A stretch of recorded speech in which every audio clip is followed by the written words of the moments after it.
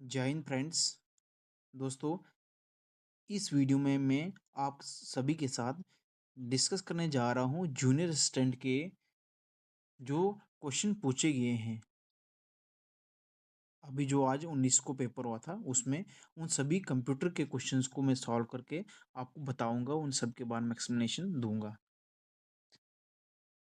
और आप सभी से रिक्वेस्ट है कि मेहरबानी करके मेरे चैनल को आप सब्सक्राइब करिए, लाइक करिए, कमेंट करिए और शेयर करें अपने दोस्तों तक ज़्यादा से ज़्यादा ये वीडियो पहुँचाइए, वो भी इस वीडियो को देख सके। और एक और सूचना है आप सभी को, अगर किसी को भी हैंड रिटन नोट्स चाहिए तो आप इस नंबर पर कांटेक्ट कर सकते हैं। तो आपको कुछ हैंड रिटन नोट्स मिल जाएंगे एट ए रीजनेबल प्राइस। तो यहाँ से अब अपना हम क्वेश्चन स्टार्ट करते हैं, आपका ज़्यादा टाइम नहीं लेंगे। तो सबसे पहला क्वेश्चन क्या है, which of the following is fundamental operation perform by computer to carry out arithmetic computation in the ALU. कहता है अर्थमेटिक लॉजिकल यूनिट में फंडामेंटल कौन सा फंडामेंटल ऑपरेशन परफॉर्म करता है कंप्यूटर। कंप्यूटर तो ऑप्शन ए है क्या, using transistor to store decimal value directly. B है processing binary data through logical gates. C आ गया executing floating point in software only. उसके बाद आ गया डी आ गया running high level pointing instructions. तो इसमें देखो सही आंसर रहेगा, correct answer will be part B. तो processing binary data through logic gates operation. कहता है बाइनरी डेटा को प्रोसेसिंग करता है किससे, लॉजिक गेट ऑपरेशन के जरिए।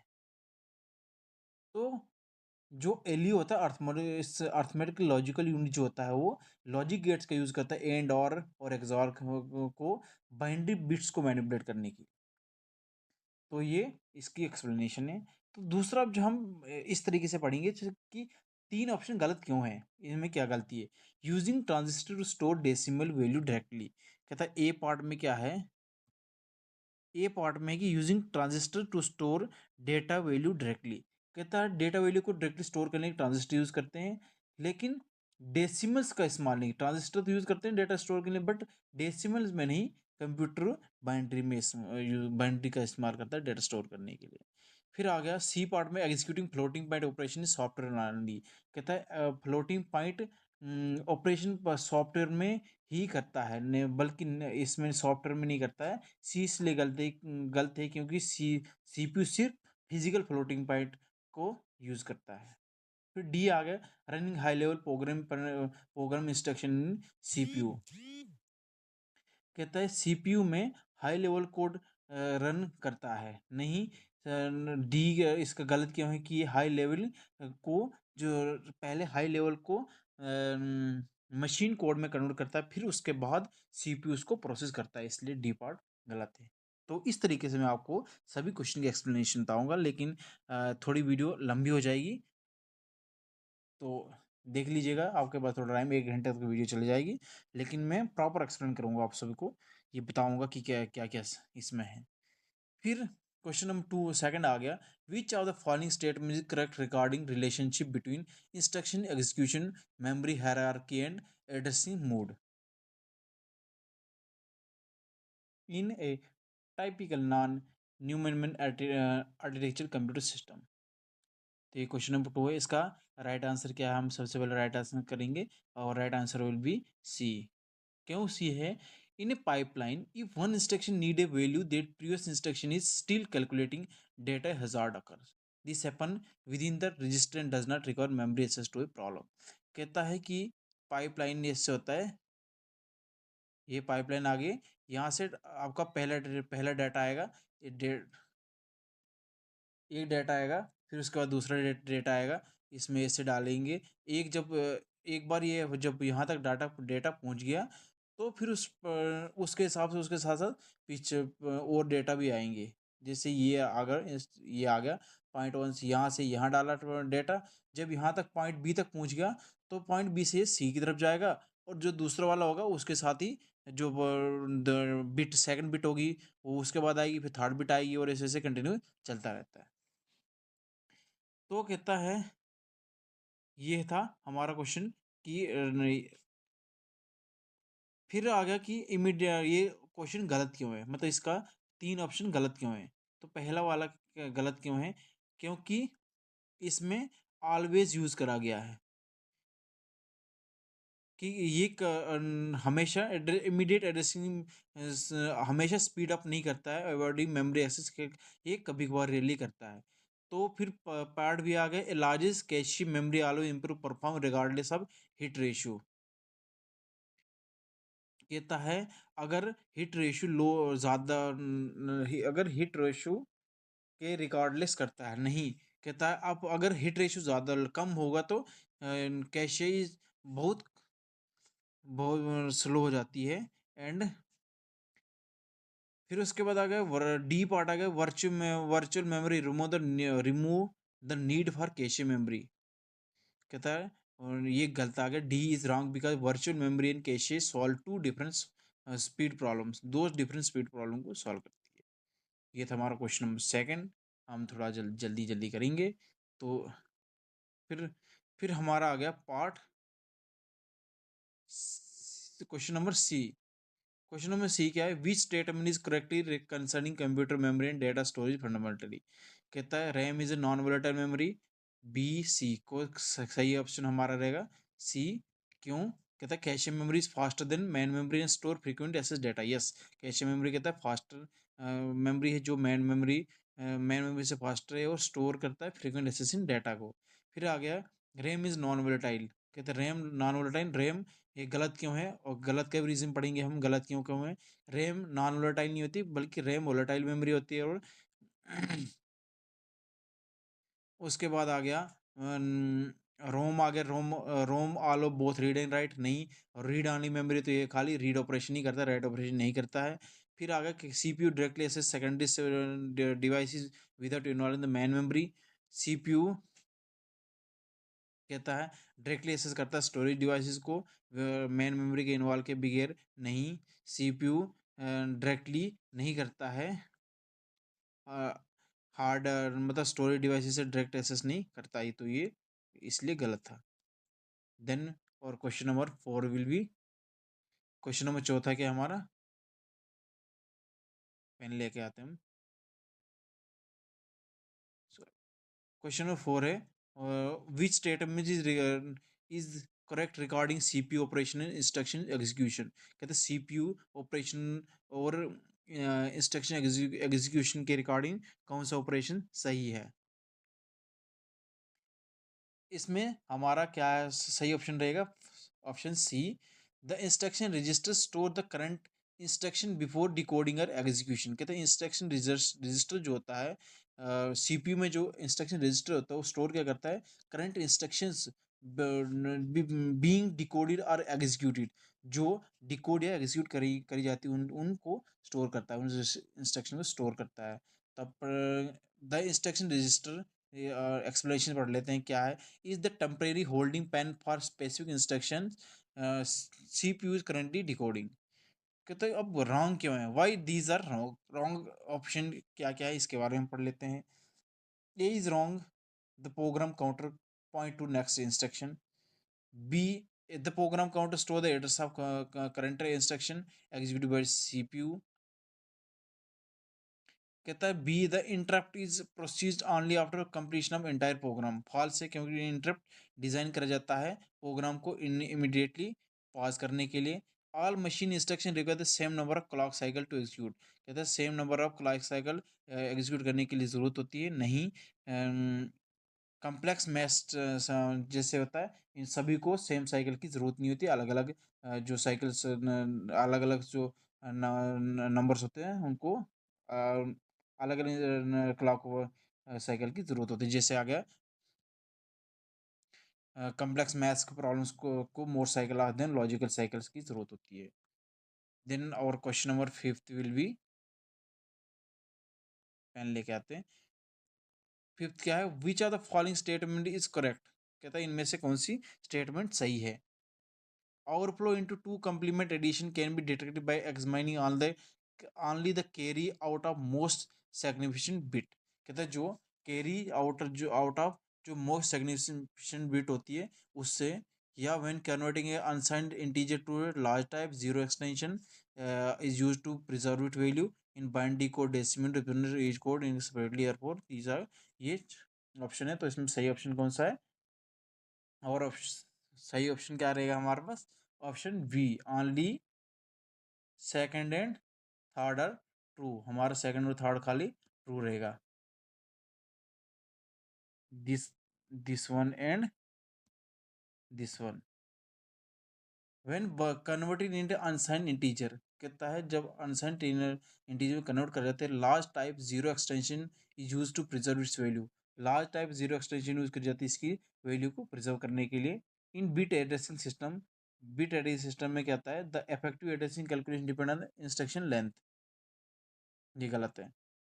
कहता है कि जो टू कंप्लीमेंट होता है ना, कंप्लीमेंट कैसे निकालते हैं? जैसे वन का complement, one, one, zero, zero, one, इसका वंस कंप्लीमेंट निकालना होगा तो क्या आएगा? इसका उल्टा कर देना है। वन का जीरो आ जाएगा, वन का जीरो, जीरो का वन, जीरो का वन और वन का जीरो। फिर अगर इसका टू कंप्लीमेंट करना होगा तो इसका complement, one's complement plus one कर लेंगे तो टू कंप्लीमेंट आ जाता है। ये ऐसे निकाला जाता है। देन क्वेश्चन नंबर 6 आ गया, which are the following is correctly. थोड़ा जल्दी जल्दी करना पड़ रहा है क्योंकि इस फिर ज़्यादा लंबी वीडियो हो जाएगी, तो मैं कोशिश करूँगा ये 30-40 मिनट में ख़त्म हो जाए। क्वेश्चन नंबर 6 क्या है हमारे पास? Which of the following correctly classify hardware and software system software, कहते हैं इसमें से हार्डवेयर सिस्टम सॉफ्टवेयर कौन सा क्लासीफायर करा गया है? Device driver, hardware, keyboard system software. No, ये रॉन्ग है। कीबोर्ड सिस्टम सॉफ्टवेयर में नहीं आता है, ये हार्डवेयर डिवाइस में आता है, हार्डवेयर इनपुट डिवाइस में आता है। जैसे कंपाइलर हार्डवेयर, कंपाइलर नहीं होता। कंपाइलर क्या होता है? जो हाई लेवल लैंग्वेज को लो लेवल मशीन लैंग्वेज में कन्वर्ट करता है, वो ये हार्डवेयर नहीं आएगा, ये भी गलत हो जाएगा। फिर CPU hardware, yes. And operating system आ गया सिस्टम सॉफ्टवेयर, तो this will be right answer. Option C is right answer. और ऑप्शन डी का क्या आएगा? एडोबो स्कैन एडोबो स्कैन एक एप्लीकेशन सॉफ्टवेयर है और ये हार्डवेयर में नहीं आएगा। तो मॉनिटर सिस्टम सॉफ्टवेयर है, मॉनिटर भी एक हार्डवेयर सिस्टम सॉफ्टवेयर नहीं आता, तो ये इसलिए ये गलत है। देन क्वेश्चन नंबर 7 आ जाएगा हमारा। 7 में क्या है? कंप्यूटर, ए कंप्यूटर हैज, बे यार पेन कहाँ गया?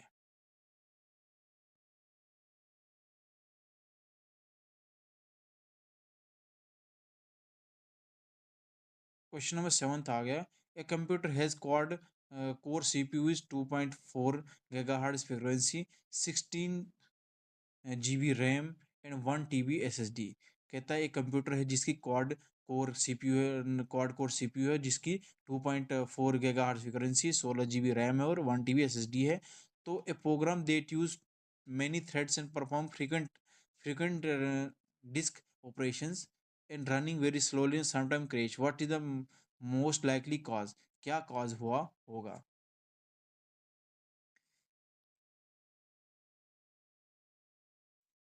कहता है क्या इसमें क्या cause हुआ होगा? तो इसमें हमारा सही ऑप्शन क्या है? आंसर क्या आएगा? Option A, inefficient multi threading and high memory usage. कहता है मल्टी थ्रेडिंग जो होती है ये नहीं कर पाता है, और हाई मेमोरी जो इसकी यूज होगी है, उसकी वजह से ये इसको नहीं कर पा रहा। तो ये प्रॉब्लम हुई है। इनसफिशिएंट सीपीयू कोर परफॉर्मेंस, कहता है सीपीयू को कोर परफॉर्मेंस की क्या कोई दिक्कत ही नहीं है। क्या फिर लार्ज एसएसडी काज स्लो डिस्क एसएस, ये भी नहीं आएगा। स्लो प्रोसेस फ्रिक्वेंसी, कैसे स्लो प्रोसेस फ्रिक्वेंसी में इसका कोई काम नहीं है।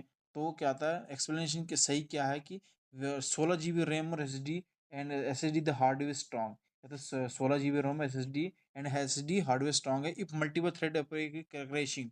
अगर मल्टीपल थ्रेड ऑपरेशन क्रैश कर रहा है तो it's usually mean code is managing resource poorly. जो कोड है वो रिसोर्सेज को मैनेज नहीं कर पा रहा है, तो डेडलॉक और मेमोरी लीक हो रही है। लार्ज, तो ये आ गया। तो ऑप्शन ये गलत क्यों की, तो बता दिया कि लार्ज एसएसडी का स्लो डिस्क, ऐसा तो नहीं होता, ज़्यादा एसएसडी होगी तो स्लो डिस्क एक्सेस होगा, स्लो प्रोसेस फ्रीक्वेंसी ये भी नहीं हो सकता। तो इन एफिशिएंट सीपीयू कोर परफॉर्मेंस जब इतनी ज़्यादा इसके पास रैम रोम पड़ी है इतनी पड़ी, तो सीपीयू की ये तो नहीं हो सकता। फिर आ गया क्वेश्चन नंबर 7। क्वेश्चन हमारा क्वेश्चन नंबर 7 हो गया, पार्ट है सही है इसका। तो फिर हम करते हैं मूव क्वेश्चन नंबर 8 पे। हमारा क्वेश्चन नंबर 8 है, क्वेश्चन नंबर 8 कहता है category the foreign device input and output. कहते हैं इनपुट और आउटपुट डिवाइस में इनको कैटेगराइज करें। लाइट पेन ये आ गया, इनपुट में आ रहा है। पंच कार्ड रीडर्स ये भी इनपुट में आता है। पंच कार्ड रीडर्स होते हैं जो कार्ड टाइप में होते हैं, उसको रीड करने के लिए काम आता है, ये इनपुट में आता है। Plotter, plotter is output device, plotter is output device. Then sound card reader, ये भी आउटपुट डिवाइस में। Digital table, drum printer, scanner input में आता है, ड्रम प्रिंटर आउटपुट में आता है। तो इसका सही ऑप्शन क्या है, ऑप्शन डी। इसमें ज़्यादा एक्सप्लेनेशन की ज़रूरत ही नहीं है, ये आ गया आउटपुट डिवाइसेस। क्वेश्चन नंबर 9 आ गया। क्वेश्चन नंबर 9 क्या है हमारे पास, match the following describe device with their corresponding description. Corresponding device को मैच करिए। कहता है सबसे पहले हैप्टिक हैप्टिक डिवाइस आ गया।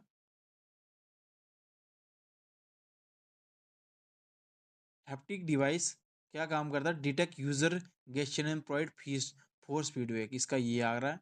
कहता है हैप्टिक डिवाइस का ये काम होता है। फिर हैप्टिक डिवाइस करता है फोर्स फीडबैक प्रोवाइड करता है। और tactile display, what is the task of tactile display, ये क्या करता है, जनरेट्स टैक्टाइल सेंसेशन एंड में सेंस यूजर इंटरेक्शंस। देखो अगर ये नहीं भी पता होगा ना, तो जैसे टैक्टाइल यहाँ पे यूज़ करा गया, टैक्टाइल सेंटेशन, तो ये सीधी सीधी ऐसे कनेक्ट हो जाएगा, इसको कोई ज़्यादा हैवी साइंस लगाने की बात नहीं।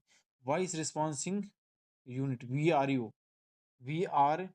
यू, वॉइस रिस्पॉन्सिंग यूनिट का काम क्या करता है, generates synthesize output, audio output for interacting with users के साथ ये इंटरेक्ट करने के लिए ऑडियो का इस्तेमाल करता है। जिससे ये भी खुद ही अगर नहीं भी पता होगा तो ऐसे ही पता चल रहा है कि ऑडियो का यूज़ कर रहा था, तो ऑडियो के साथ ही होगा। फिर डेटा ग्लव्स, डेटा ग्लव्स आ गया, ये हमारा बच्चा खाली सेकंड बचा, डेटा ग्लव्स इसके साथ कनेक्ट हो जाएगा। डेटा ग्लव्स का क्या काम करता है, कैप्चर फाइन हैंडेड, मतलब ग्लव्स की बात आ गई ना।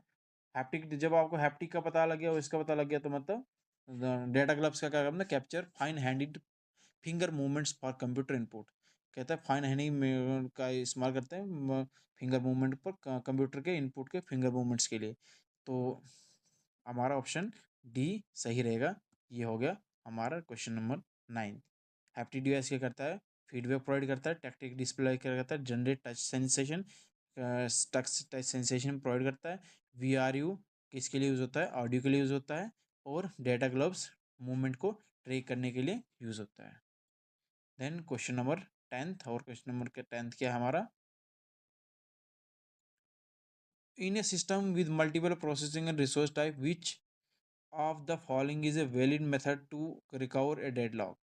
डेडलॉक कहता है एक डेडलॉक को रिकवर करने के लिए कौन सा वैलिड मेथड है।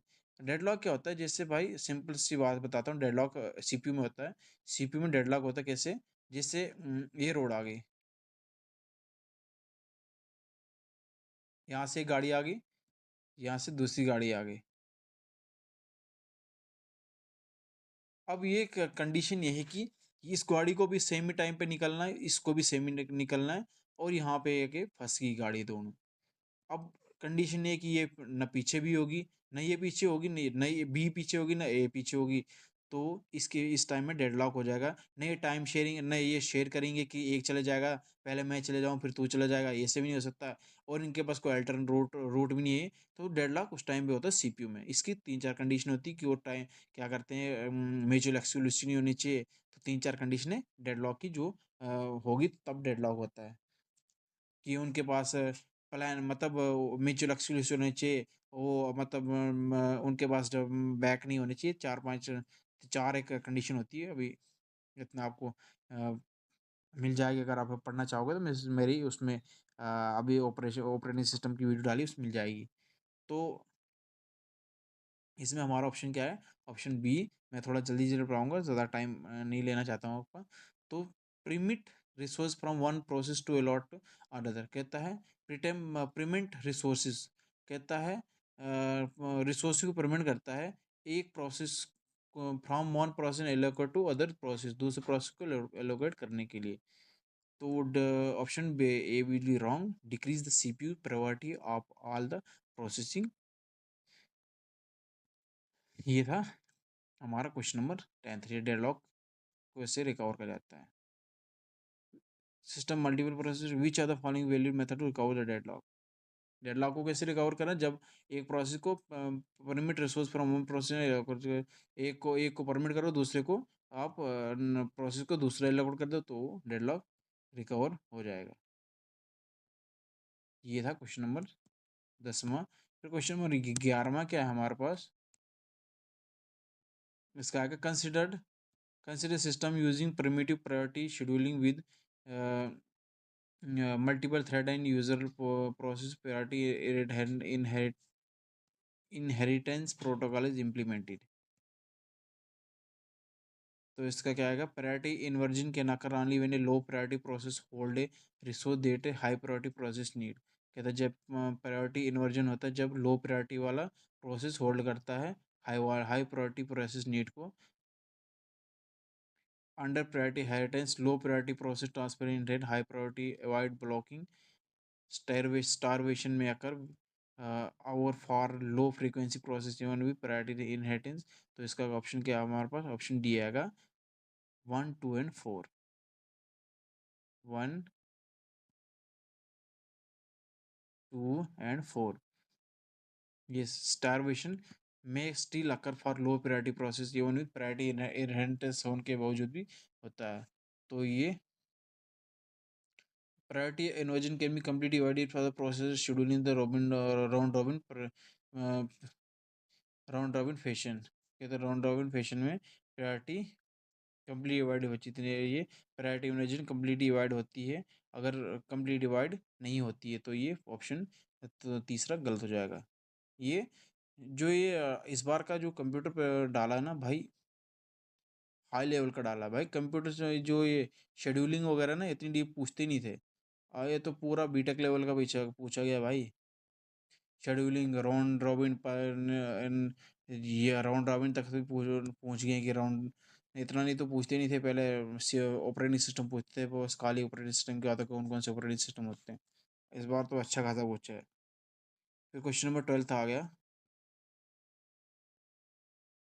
What which of the following statement is not correct about M S word. कहते हैं एम एस वर्ड के बारे में कौन सा सही नहीं है। तो option A content control can restrict edit in content control can restrict addition document however can not be impose data validation.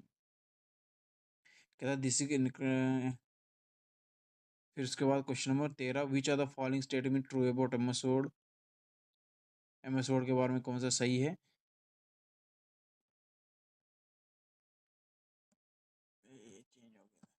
Question number 13 क्या बोल रहा है हमारे पास, which of the following statement is true about M S word. कहते हैं M S Word के बारे में कौन सा ट्रू है। तो हमारे पास option A will be the right answer. कहता है using section break allow different headers and put in the same document. कहते हैं सेम डॉक्यूमेंट में सेशन कहता है ब्रेक से हम जैसे ये आ गया एम एस वर्ड आ गया। एम एस वर्ड में कहता है हेडर एक अलग अलग हेडर्स और फोटर्स यूज करे जा सकते हैं।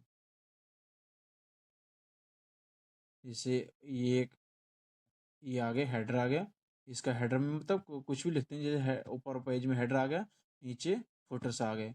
कहता है पेज सेशन पेज ब्रेक का अगर हम यूज़ करेंगे तो इससे क्या होता है, सेम डॉक्यूमेंट में डिफरेंट हेडर और फुटर्स यूज़ होते हैं। पेज ब्रेक से क्या होता है, आपका पेज अलग अलग होते हैं और ना कि हेडर और फुटर अलग होती है, इससे गलत हो जाएगा। फिर उसके बाद आगे header and photo can not be change once in a document. कहता है क्यों नहीं, एक बार अगर आप चेंज कर दो अपनी मर्जी से आप चेंज कर सकते हो, कुछ भी रख सकते हो, चेंज हो सकता है। देन आपका header and photo automatic deleted when you choose the documents. कहते हैं क्लोज डॉक्यूमेंट्स नहीं, जब आप डॉक्यूमेंट क्लोज करोगे हेडर फोटो थोड़ी डिलीट हो तो उसमें ऑटोमेटिक रहता है। जब आप उसको चेंज करना चाहो चेंज हो सकता है, तो इसका ऑप्शन ए सही रहेगा। Then move to question number 14। What is और क्वेश्चन नंबर 14 क्या बोल रहा है कि ये एक कंपनी, ये इसमें एम एस एक्सेल एक्सेल का क्वेश्चन है। जैसे company keep cell data B and want to इतने high high if cell is कितनी, मीडियम इतनी है, लो इतनी है, और फार्मूला कहता है कि अगर ये है तो ये फार्मूला यूज करा के ये सही रहेगा कि नहीं। यस, तो इसका ऑप्शन आएगा option D, the formula will work and correctly for all numeric value in V. कहता है वी में सभी न्यूमेरिक वैल्यूज होगी उसके लिए वो सही रहेगा। Then move question number 15। Question number 15 क्या है हमारे पास, क्वेश्चन नंबर 15 का हमारा क्या क्या क्या आंसर आएगा। माइक्रोसॉफ्ट पावर एक्सेल में student class list B, math C, science D, and after that which formula correct around the number of student who score less greater than equal to 80, maths and science इतनी mean greater than equal to ये आ गया। तो इसका option A will be the right answer which will be count if B B10 and less than equal to 80 and C2 C10 less than equal to 90। Column B में कहता है जो B10 है वो इतने से इक्वल टू होंगे और इसके बराबर होंगे, तो बी ऑप्शन बी सही answer. Count if follow for multiple criteria, multiple B and C are synthetically incorrect for standard Excel count in contact. Sum if,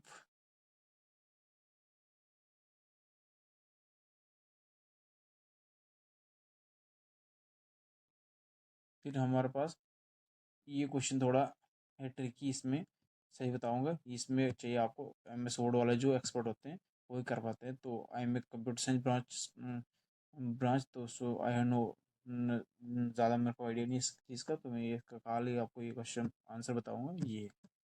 तो फिर उसके बाद हम जाएंगे क्वेश्चन नंबर 16 पे। हाँ, which are the following statement correct about email. कहता है कौन सी जो नीचे स्टेटमेंट दी गई है वो ईमेल के बारे में सही है। Email filter rulers rules can not automatic forwarded. कहता है ईमेल फिल्टर रूलर्स कहते हैं ऑटोमेटिक फॉरवर्ड नहीं कर सकती है। कहता है digital signature include the message body. कहता है मैसेज बॉडी को डिक्रिप्ट कर सकती है नहीं, ये भी डिक्रिप्ट थोड़ी करती है मैसेज को। डिक्रिप्ट होता है, डिक्रिप्ट होता है इसको प्लेन टेक्स्ट में से प्लेन टेक्स्ट को साइपर टेक्स्ट में कन्वर्ट करने को इनक्रिप्शन, सॉरी इनक्रिप्शन बोलते हैं। प्लेन टेक्स्ट को साइपर टेक्स्ट में कन्वर्ट करने के लिए इनक्रिप्शन कहते हैं। जैसे हम यहाँ से लिखेंगे हेलो हाउ आर यू, तो उसको साइपर टेक्स्ट में कन्वर्ट कर देंगे। जैसे हेलो को लिख लेंगे 1 2 3 HEPLOW, तो उसको उस हिसाब से साइपर टेक्स्ट में कन्वर्ट कर देंगे। फिर उसका डिक्रिप्ट कर जाए, वो भेजी जाएगी मैसेज, फिर जब रिसीवर के पास जाएगी वहाँ फिर वो इनक्रिप्ट रहेगा। तो ये थोड़ी डीप है। इंक्रिप्शन डिक्रिप्शन प्राइवेट की प्राइमरी की क्रिप्टोग्राफी का सिस्टम आ गया, ये तो थोड़ी डीप हो जाएगी। फिर आ गया POP3। कहता है post office protocol is use to download email from server to local computer. Yes, post protocol को यूज करती है ईमेल को डाउनलोड करने लोकल कंप्यूटर पर डाउनलोड करने के लिए यूज करी जाती है। Using BCC blind carbon copy. BCC होता है ब्लाइंड कार्बन कॉपी, यूज़ करी जाती है जब हम मैसेज भेजते हैं, जीमेल मेल भेजते हैं तो ब्लाइंड कार्बन कॉपी के यूज़ करते हैं। ताकि जब हम एक से ज़्यादा मल्टीपल यूजर्स को मेल भेजें तो उस टाइम में हम BCC का यूज़ करते हैं, ताकि हम वो खाली वो ही जिसको हम भेजें एक ही बंदा अपनी मेल देख सके और वो नहीं देख पाए कि और किसी को भेजा गया है। ये भी BCC इसमें इंश्योर द सेंडर रिसिप्ट के ना सी, सेंडर रिसिप्ट क्यों नहीं भेजा है, ये सेंडर रिसिप्ट तो देख ही सकेंगे बट जो दूसरों की जीमेल होगी वो नहीं देख सकते BCC। देन क्वेश्चन नंबर 16 के बाद 17 आ गया। क्वेश्चन नंबर 17 में क्या है, in Microsoft PowerPoint which are the following existing slide content can not be directly converted into smart art. कहता है स्मार्ट आर्ट में किसको कन्वर्ट डायरेक्टली कन्वर्ट नहीं कर सकता है, तो इसमें क्या आएगा, a table of data, a table of data can not be directly converted into smart art. Then question number 18, consider following statement about TCP IP transmission control protocol internet protocol, इसकी full form होती है, and internet communication. कहता है TCP IP model, और इसमें इस चार TCP IP में 4 लेयर्स होती है। तो इसमें देखो सबसे पहले कि TCP guarantee delivery and correct order packet but not timing. TCP जो होता है वो जो हम भेजते हैं वो डाटा सही ही पैकेट में ऑर्डर्स में जाता है। इसकी 4 लेयर्स होती है। जैसे OSI मॉडल है, OSI मॉडल का भी OSI मॉडल से ही एडवांस में बनाया क्या, TCP model.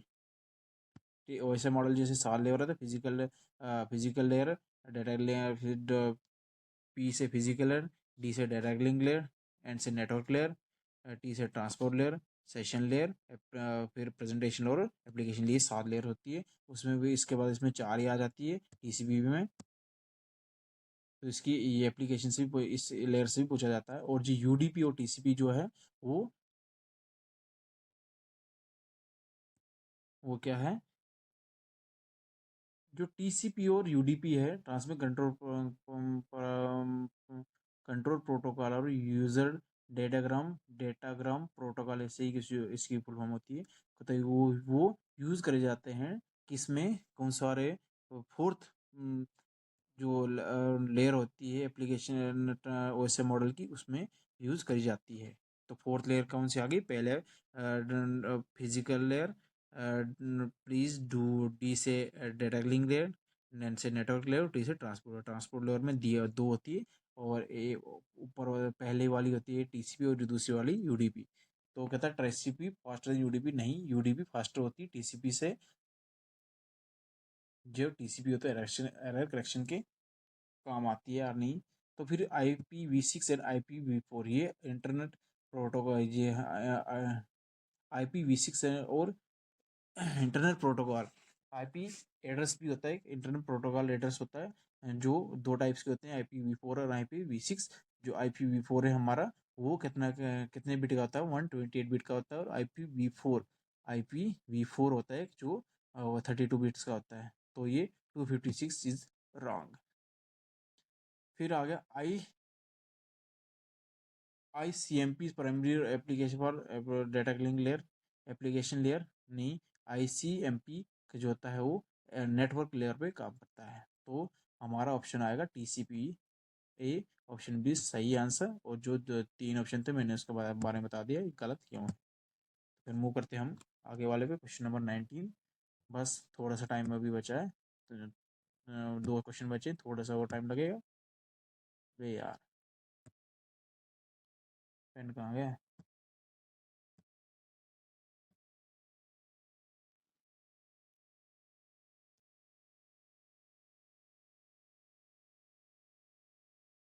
Which are the following statement about internet routing and protocol correct. कहता है इंटरनेट राउटिंग प्रोटोकॉल के बारे में कौन सा सही है।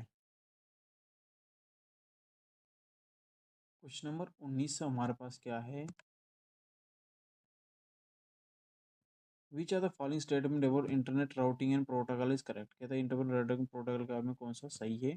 तो सबसे पहले हमारे पास आ गया BGP border gateway protocol is use primary for routing with in single network, local network. ये सिंगल लोकल नेटवर्क नहीं, बल्कि मल्टीपल लोकल नेटवर्क के मल्टीपल के लिए यूज़ करा जाता है, मल्टीपल इन लोकल के लिए। तो उसके मल्टीपल के लिए यूज़ करा जाता है। तो उसके बाद ICMP use to encrypt data packets, और नहीं, ये इन डेटा इनको इनक्रिप्ट करने के लिए यूज़ नहीं करा जाता है। ये जब डेटा ट्रांसफ़र किया जाता है ट्रांसपोर्ट लेयर पे, उस टाइम ये बताता है कि ये सही डेस्टिनेशन पे सही टाइम पे पहुँच गया कि नहीं। ये प्रोटोकॉल उसका काम है, ना कि इनक्रिप्शन के काम काम आता है। इनक्रिप्शन डिक्रिप्शन कहता है इनक्रिप्ट क्या होता है, इनक्रिप्ट क्या होता है, जब हमारे पास एक प्लेन टेक्स्ट को हम साइफर टेक्स्ट में कन्वर्ट करते हैं।